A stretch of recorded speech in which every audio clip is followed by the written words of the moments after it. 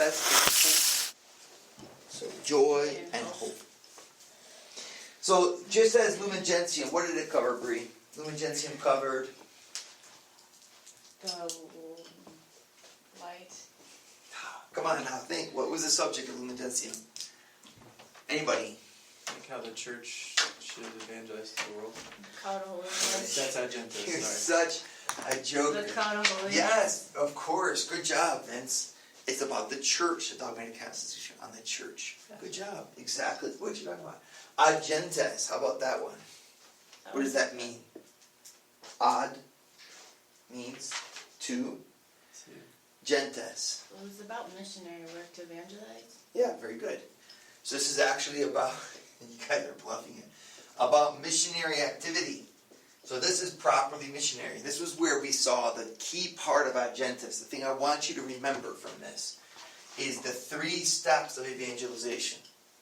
Who can give me those 3 steps of evangelization? Bree. Miss Interactivity. Let's go. So aren't you glad we're doing this? This is wonderful. 3 steps. The church forms herself. Church forms herself. How does the church form herself in a culture? She implants herself. Your name's not Bree. We're talking to Bree here. Wow, nice. You stand up for yourself. Good job. To implant itself in the culture. That's number Okay. not 1. Okay, dog.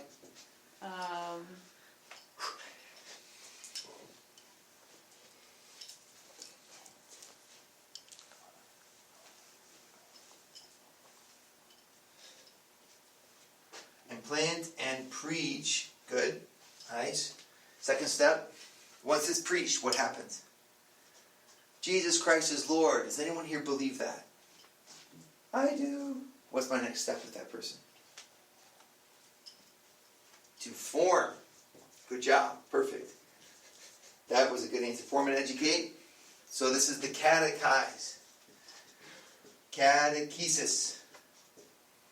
So that's what you guys are in right now. So it's kind of cool. We went out and we're like, Bree, why don't you consider the MBA? You're like, okay. Now you're getting your MBA. No. And the third step is going to be? To go Push it out. out to the world. Excellent. Once we've formed a body, then that body becomes missionary. So evangelize.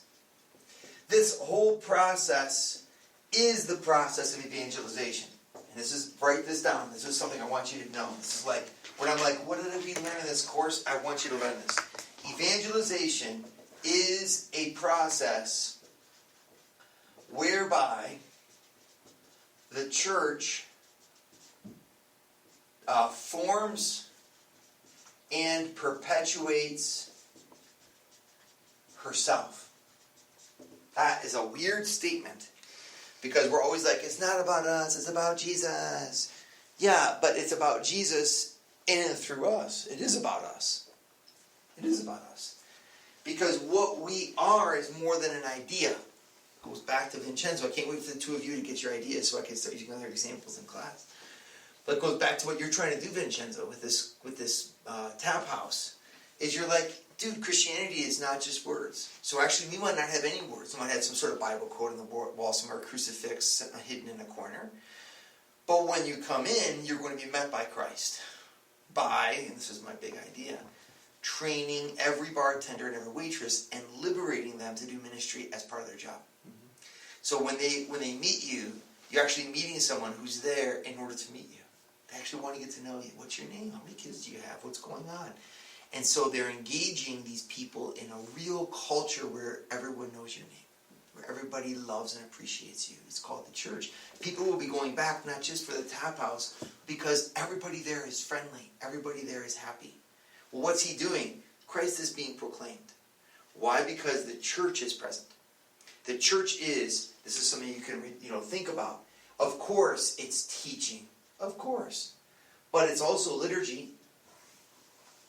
Meaning prayer. It's kind of amazing. Like if you were to say to someone, what is Christianity? And you're like, it's this doctrine whereby you believe this.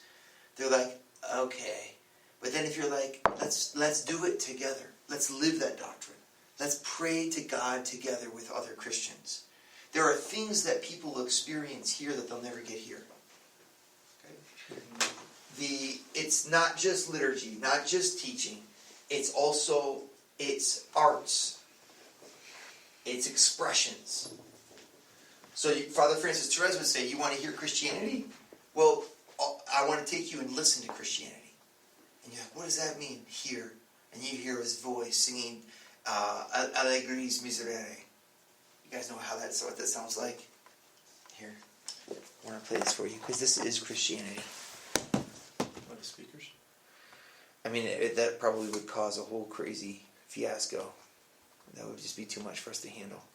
So hold on. I wish you would just keep everything plugged in, but I'm not. I don't live here. Listen to this.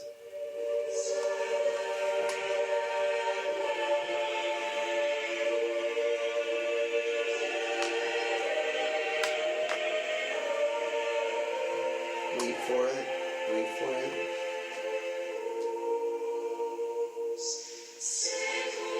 You guys can't even hear the words. You don't know what it's saying. You don't need to.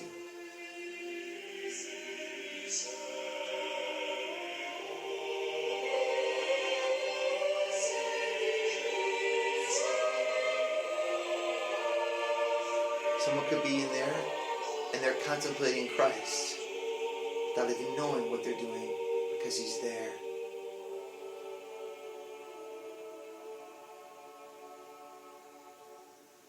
Watch this.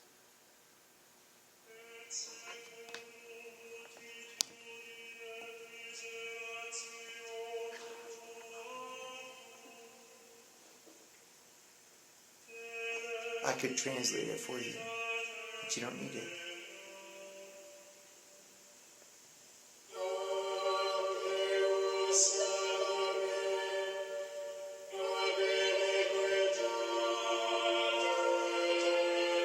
Here it is.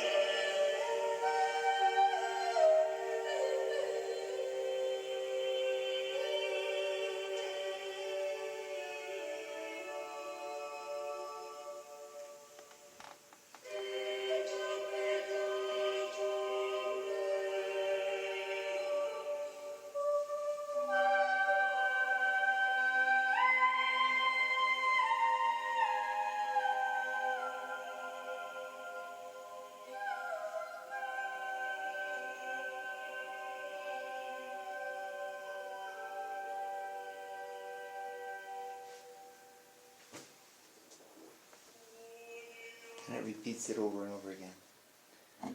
Mozart heard that one time. It's only sung once a year on Good Friday in St. Peter's at the Vatican. And the music was kept secret. Nobody would know because it was considered such an incredible piece of art that they kept the music under lock and key. Mozart shows up at St. Peter with Leopold, his father. He's 8 years old. He listens to it one time and he goes home and he writes out the entire score from memory. He wrote the entire thing out. And they're like, how did you stole this? He's like, no, I just listened to it. It's one of the most beautiful pieces. What they're singing about is God having mercy on them. But you don't even need that. And you can, by going to that, you preach Jesus. If you take someone in there and you're like, you want to know what Christianity is? They're not singing about wine. They're not singing about their girlfriend. That's way too divine for that. This was something that no girl ever could inspire music like this. This is awesome. Okay, art, expressions, liturgy. All of these are the church in her culture. Then you got fellowship. The incredible love people have. People drive from all over just to be near the three of you. Because we brought the church into the three of you. The three of you have formed a church. And you add in Father Nathan, Father Francis Therese, Katie into the mix. And we're like this family, right? Where people, this little community shines forth. People want to come just to have lunch with us. Fellowship. It's not just like friendliness. It's, do you want to be friends with us? Wouldn't that be great? You know, Vince, when you create your thing, this is where you're going to be proclaiming. This and this. You're not going to have any liturgy going on. You'll have a little bit of teaching for those who want it. But through art, the quality of the woodcraft that's there, you know, the style of the decorations. You have got to make your tap house stand out as this, what, an English pub, an Irish pub? What's the traditions of pubbery? What's it look like? And then how does that express the values that we want of welcome? Round tables, for example. I was at one restaurant where this was an Amish restaurant, and you don't sit at your own tables. When you come in, they group you 8 people, so you're sitting with strangers. And then you have to pass the food. And so I was with like 3 or 4 construction workers. I was with the person I was awkwardly thinking I was going to have lunch with. And then there's 6 other people, and you just don't even know each other. And you're sharing a meal by force. Well, that's all because that's their values. That's what we do here. That's the Amish way. Well, that's kind of cool. That idea of fellowship. And then you have here, I would put even customs. Like the reverence we show bread. You know, we don't really in this culture, but like in European cultures, man, bread is like, that's a Christian food. I remember one person, they're talking about in Russia, if bread falls on the ground, you kiss it after you pick it up. You pick it up and you kiss it to show your reverence for that food. You know, all kinds of different customs. Hospitality, the way that we don't talk to people who've lost someone who they loved. You show reverence to a widow. You open the door for a woman. This is Catholicism. Islam does not have those same customs. So, okay, all of those places, all of that, this is what we say the church forms and perpetuates herself. She comes with all of this. And what liturgy or what evangelization usually is put on is right here. Get you to believe what we believe. But a lot of people, this teaching doesn't have to be first. Why don't we start with this? Get you to be loved and accepted for who you are. And then that'll open you up to the teaching. Okay, Andrew Stanley. Andy Stanley is a Protestant megachurch guy. I've got his books in the back. And he's super famous and successful. 19,000 people belong to his church that he started himself. So it's like, imagine if you had 19,000 people following you. That's pretty darn good. Is this the Circle Maker guy? No, it's the same genre. He gave, his book is deep and wide back there, deep and wide. And it's all about forming church. And I was there at a talk where he said, never start with this. Never. You should welcome everybody into your church, even if they disagree with doctrine, because we start here and we open hearts to hear.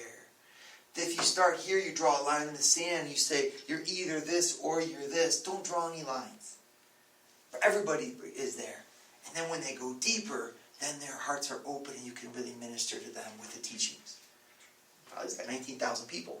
The problem with Andy Stanley is that when it comes time to drawing those lines, he's not really clear about it. That's the problem. So you have the big line, of course. What does the Bible teach about homosexuality? Andy Stanley's flip-flopping. I've seen some of the stuff about it. And the reason he flip-flops is always, we got to bring people in. We got to bring people in. Let's let Jesus minister to them, this kind of stuff. Yeah, well, but you see how this is true at the same point. If we just when I went to that conference, 2,300 mega church pastors, and none of them said boo to me about the fact that I was in a habit. They welcomed and smiled and acted like I was completely normal. From the moment you parked your car, you were welcomed. Well, who wouldn't want to stay in a place like that? And it was an organized welcome. They had big T-shirts on that said "Welcome," and they were blue with the stupid white thing and the smiley face on it. So it's kind of silly, kind of disarming, kind of wonderful.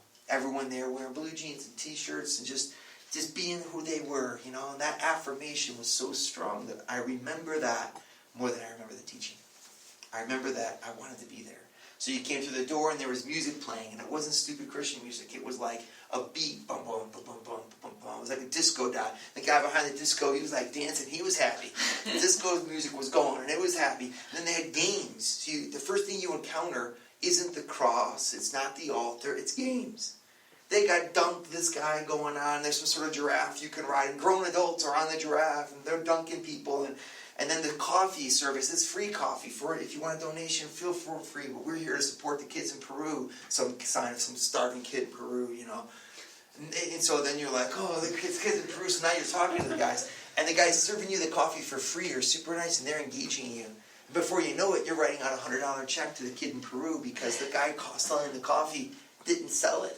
they were selling the coffee, you'd never pay for it. But because it's free, it's all about you, man. It's all about you. We're interested in you. It's unreal how they did that. And that by the time you get into the church, you've been welcomed by the guy in the parking lot, 2 people at the door. You've played games or been welcomed in one of the booths. You've had coffee with a super nice guy for free. They want you there. That's their messaging. That's a great messaging. And then you go from there into the church, which doesn't look like a church. Because again, like, it's all about you. You don't have to change. You just be who you are. And we'll meet you where you're at. So they totally meet you where you're at. You're in stadium seats. This is in Cincinnati. You're in stadium seats. And I've been there. Yep. Triple decker thing. You don't have to act any different. You don't have to bow. You don't have to kneel. You don't have to genuflect. You just be like you are in a movie theater. And they give you a little program that's super nice with great graphic design that they've actually worked on. All that saying, we're glad you're here. We're glad you're here. They'll give you font and some sort of rip-off card. It looks like that, actually. It's the most amazing thing when you walk in, and by the end of it, people are just like dumping their money into buckets. Into buckets, yep. You don't even have to ask. Because they're a part of it. So I really want, Vincenzo, while you're here, I want to expose you to a lot of this type of stuff because I want you to see that's how you run your tap house. It'd be cool even if you're like, your first drink is always free at our tap house because we want you here. You make so much more money. Yeah. It's crazy. First drink is free and everybody, come on in. We just want you here. Yeah. I mean, it's beyond real. So my point in saying all that is that all of this, evangelization is a process whereby the church forms and perpetuates herself. And when she perpetuates and forms herself, what is happening? She's proclaiming Christ. Because the proclamation of Christ happens through all of those things. Our customs proclaim Christ. Our love proclaims Christ. Our art proclaims Christ. Our prayer proclaims Christ. Blah, blah, blah, blah, blah, blah, blah. And actually, our teaching, when it comes to first level evangelization, your teaching is the last thing. You do not meet someone at the bar and then be like, did you know that abortion's wrong? Like, that's not even it. You know, which means you have to allow a lot of gray area for a long time. But that's because you're implanting first. First thing is, hey dude, we're here. Yeah, you're my neighbor. Difference of opinions. That's okay. At least you're there. Once you draw that line, wait a second, I'm here, but I'm not like you. Well, how are you going to then make a bridge? So this is where you're there, you're present, you're accepting. And then when possible, you move into the preaching. Those who believe, and you end up forming and educating. And then they end up going out from you to do the same elsewhere. Got it? Because I wanted to take extra time on that because I want you to, if you get this out of the class and nothing else, you've gotten tons. So you got to have this in your brains when you are engaging in whatever type of activity you have. It doesn't always have to be the final level. You have to approach your crowd in different levels, different points of view, knowing where you're at. I'm still in the implanting stage. I'll give you an example. I was recently at an evening and I got met at the door of a house. I had known the wife very well. Didn't know the husband never met the husband. Even though I met the wife 6 or 7 times at all kinds of different events. So now the wife is having me over to her house to evangelize. The husband meets me at the door, very nice, very courteous, but then disappears. So I'm just like, this is, I see what's happening, like, right? Like, the wife loves me and the husband's kind of dragged into this mess. So I see the husband a second time and he says, well, Father, what would you like to drink? Do you want water? I said, do you have any scotch? I love scotch. And he's like, really? I said, yeah, I love scotch. He's like, I know just the thing to get you. And I said, well, after the talk. So I give the talk, and then afterwards, what happens? He has a glass of scotch in his hand, too. So I'm sitting there sipping my scotch. What ends up happening? He sits down next to me, and the two of us have an incredible conversation. I was the only person he interacted with the whole evening. But I had to do it. I had to be somehow, what's my connection with Monk Man, who my wife loves? Oh, he likes scotch. Well, so do I.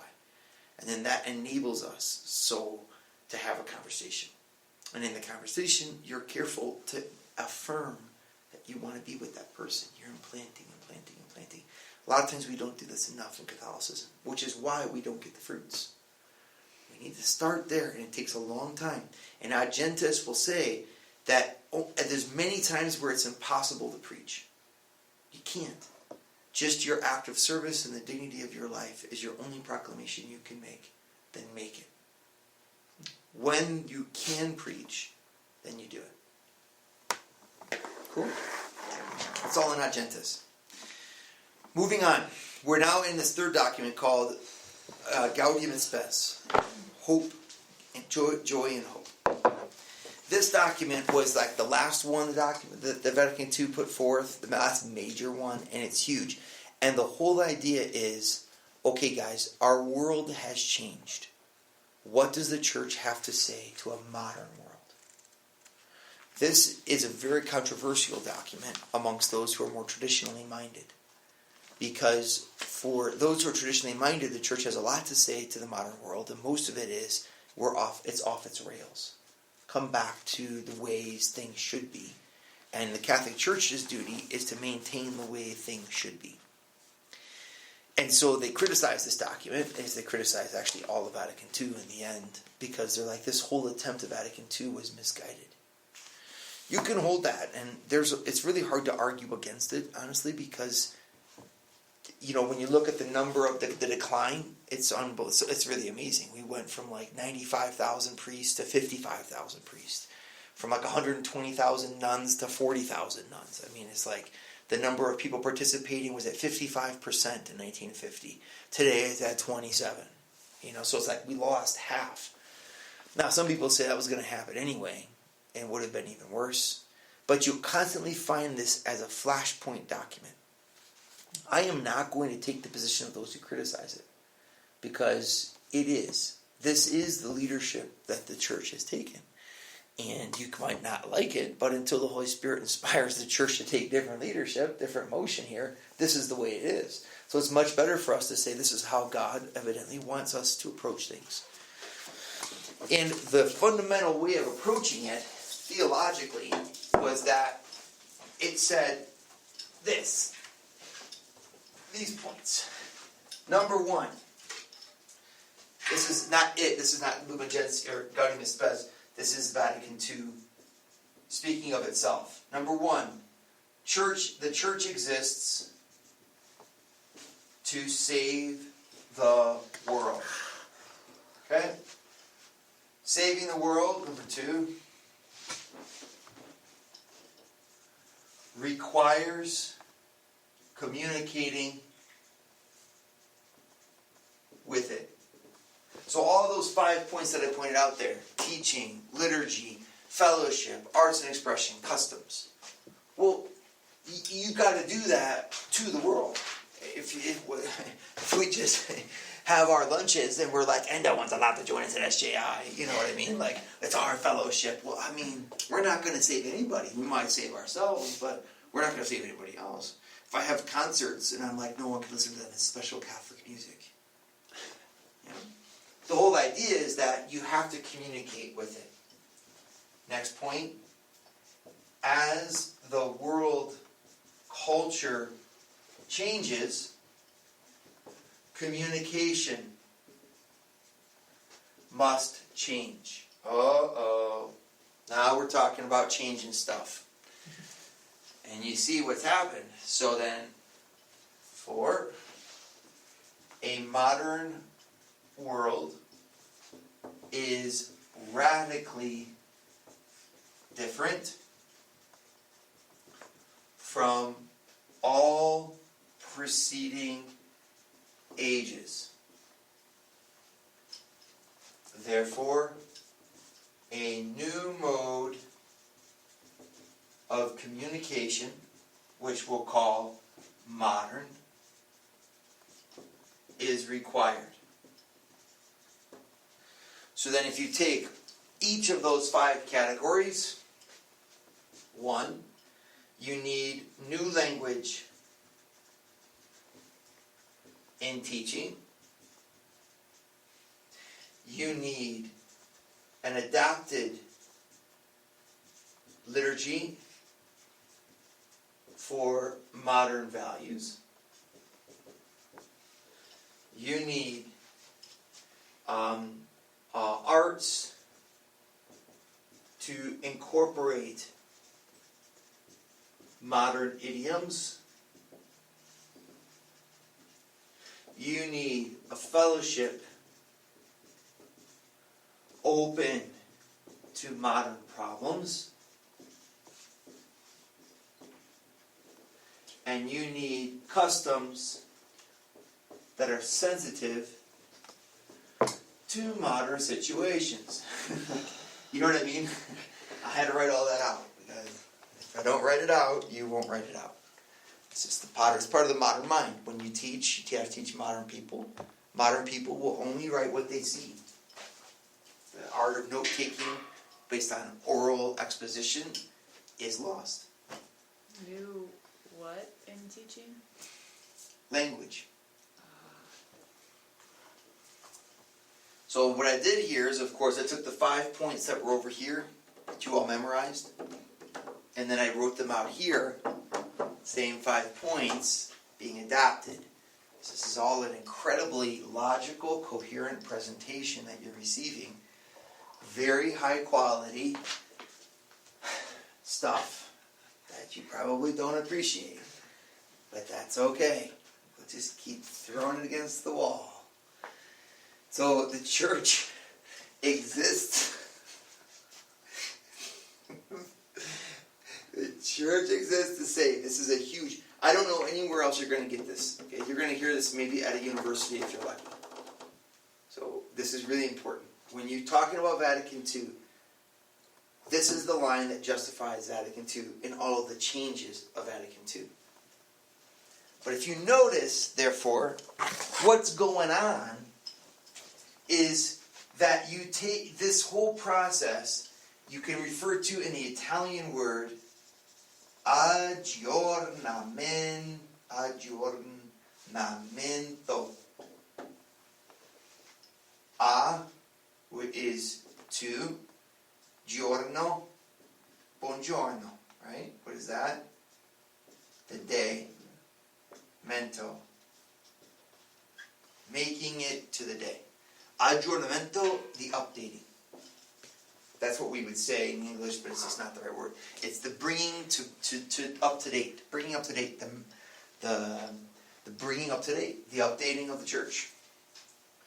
This word, aggiornamento, was used by Pope Saint, and then people get mad. They're like, he shouldn't have ever been a saint. He was a joker. He started Vatican II. John the 23rd.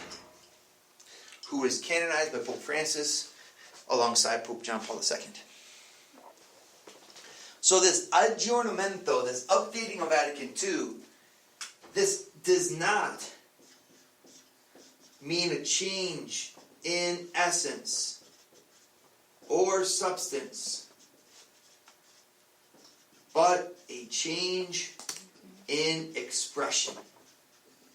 That's why, if you notice all the words I used in describing these 5 things, it's a new language, it's an adapted liturgy, it's an allowance of the arts, it's an opening of the fellowship, but arts, fellowship, custom, this all remains the same. We've just changed the expression. Give me an example.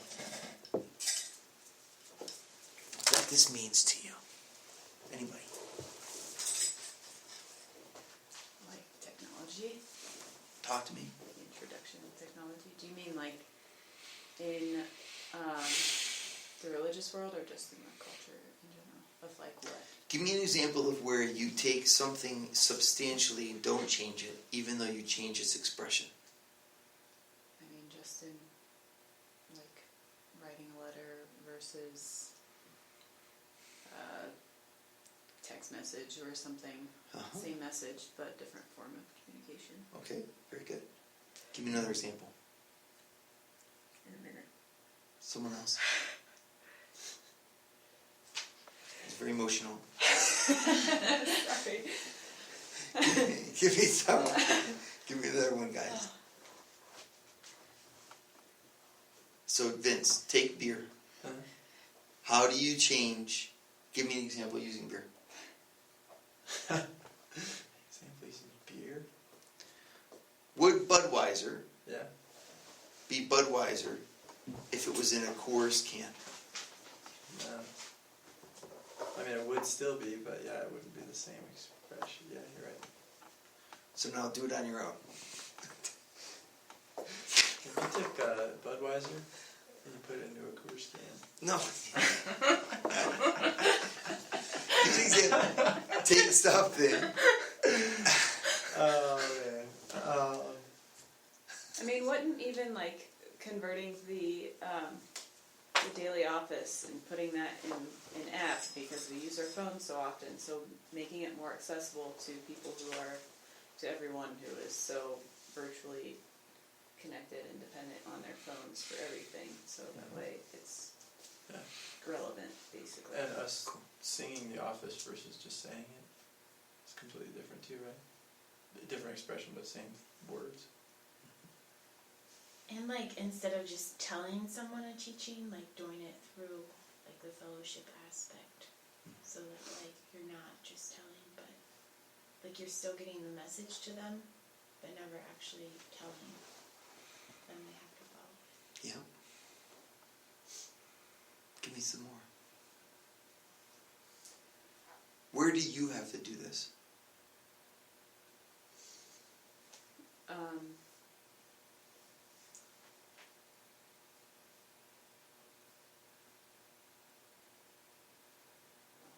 Depending on who you're interacting with.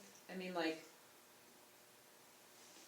it could even be just like interacting with an adult, teaching them or talking about Jesus, and interacting with a child based on where they are. Does this fall into the same category? Yeah. Yeah. Okay. So give me an example. I mean, you could have a much more intellectual conversation with an adult, whereas like a kid is only going to understand like, you know, Jesus is love, and you kind of paint this this friendly picture, very simple, even though God is so much more, but you just like meet them where they're at. I think interacting with my friends a lot, I have to change a lot what I'm saying, even though I'm saying almost the same thing. Just like example would be, oh man, I'm just struggling so much, like it just, this, whatever I'm doing is hurting me so bad, and it's just like, I can't say, well, you know, God made you a certain way, so that's why you hurt. You have to be like, well, you know, you're probably like hurting your body because that's just not natural for you to do that, you know. Yeah, perfect. Yeah. Perfect. And so you have two different splits that can happen. Some people say all of this new, adapted allowance, openness, sensitivity means that we are dealing with a different thing. Or, no, it's a different expression. There you have, in one little insight, the whole of the disagreement. Because the intellectuals of this world will say, you can't change the expression without changing the thing. Maybe they're right, yeah. I mean, isn't there some truth to that? Because like reading a letter and reading a text message is completely different. Yeah. So how do you, I mean, like, meet people where they're at without like undermining the original message? Okay. That's the challenge. That's the challenge of the evangelizer. I think it is possible. But you know what you have to do, Bree? You have to make that text message have the same quality of the letter.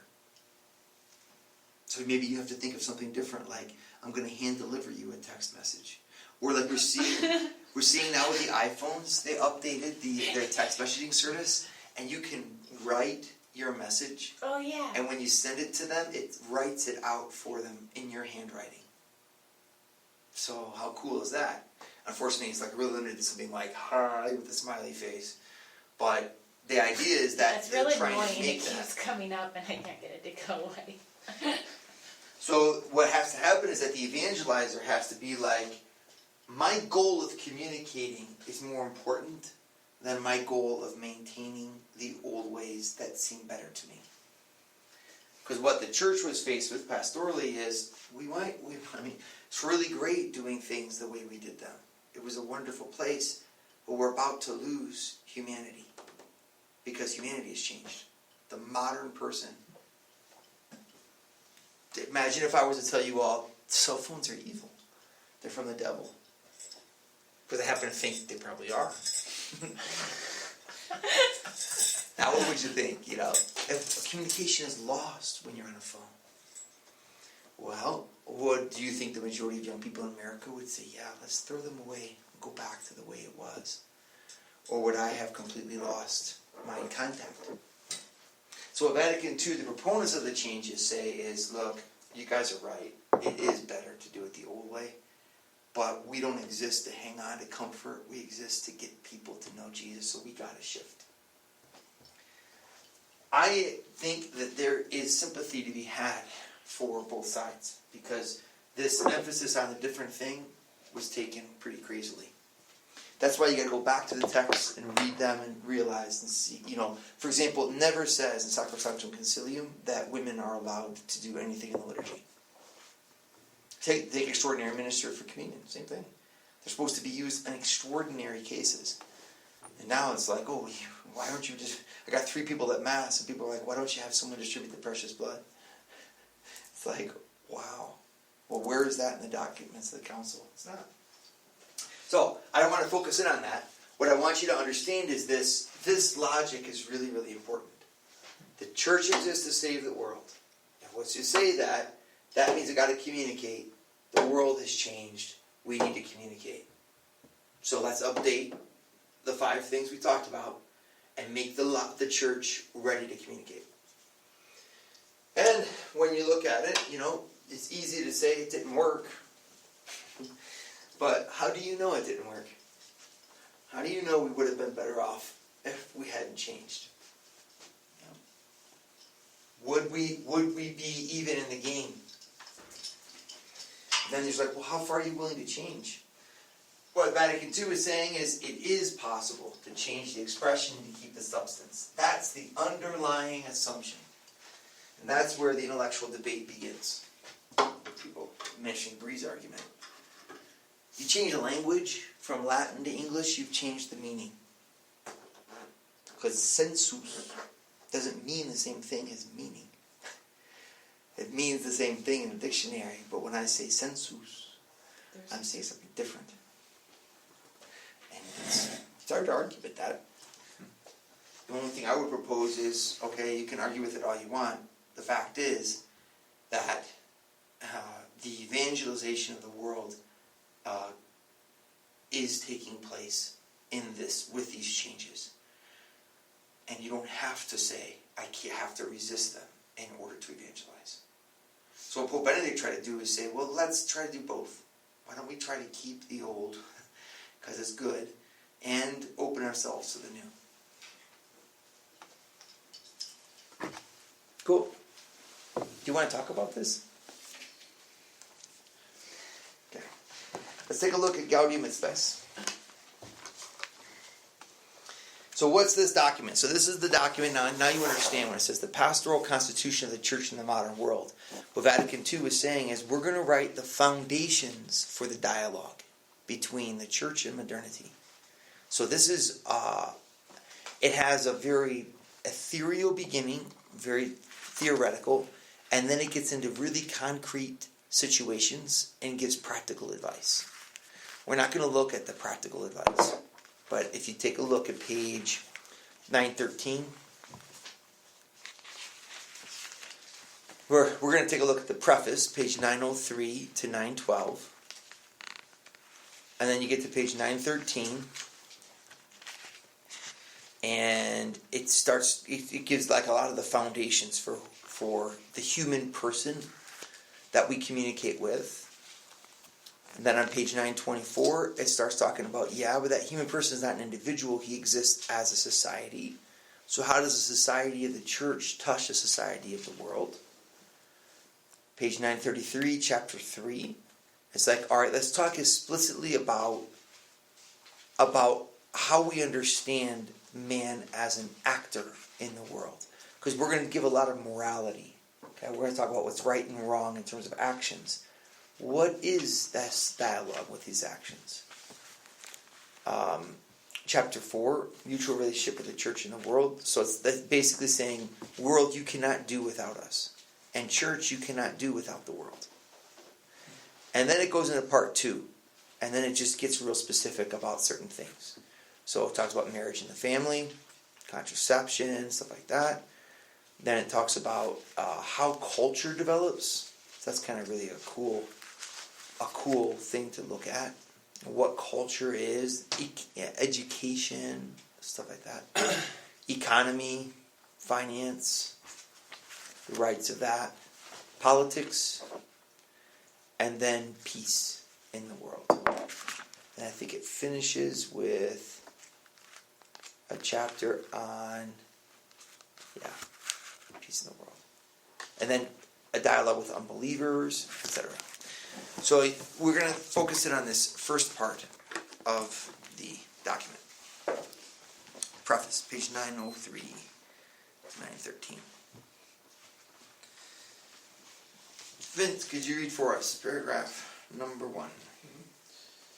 The joy and hope, the grief and anguish of the men of our time, especially of those who are poor or afflicted in any way, are the joy and hope, the grief and anguish of the followers of Christ as well. Ooh. Read that again. Joy and hope. Try to absorb it, everybody. The joy and hope, the grief and anguish of the men of our time, especially of those who are poor or afflicted in any way, are the joy and hope, the grief and anguish of the followers of Christ as well. Implantation, right? Nothing that is genuinely human fails to find an echo in their hearts, for theirs is a community composed of men who, united in Christ and guided by the Holy Spirit, press onwards towards the kingdom of the Father, and are bearers of a message of salvation intended for all men. That is why Christians cherish a feeling of deep solidarity with the human race and its history. Okay.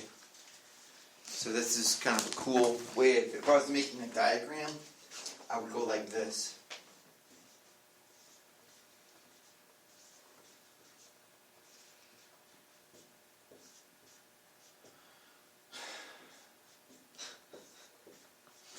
Need some help? I would love some help. I mean, do I have to really do this? Yes, I think I do somehow. Okay.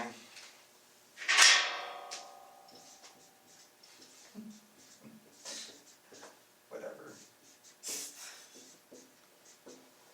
Okay. This, in multicolored, is a vision of mankind. Some are going towards money, for example. Some are going towards altruism and helping people. Some are going towards Jesus. So if you were to think of it, the first point is that we belong to the whole. So if there's an earthquake, it affects all of us. If there's a financial collapse, it affects all of us. If there is a blessing and the Buckeyes win the national championship, it affects all of us. So the joys and the hopes, the anguish and the anxieties of all men belong to the followers of Christ as well. And that's because we are human. So the image that I want to make for you, and this is a great diagram, I invented it myself, I should have copyrighted it. This is a Christian. He belongs by faith to heaven. And he belongs by his human nature to the world. The intersection of heaven enters this world when a Christian enters this world. And the affairs and concerns of this world enter the church when a man becomes a Christian. The human person is the intersection of both. Key fundamental attitude about evangelization. Do you care about the whole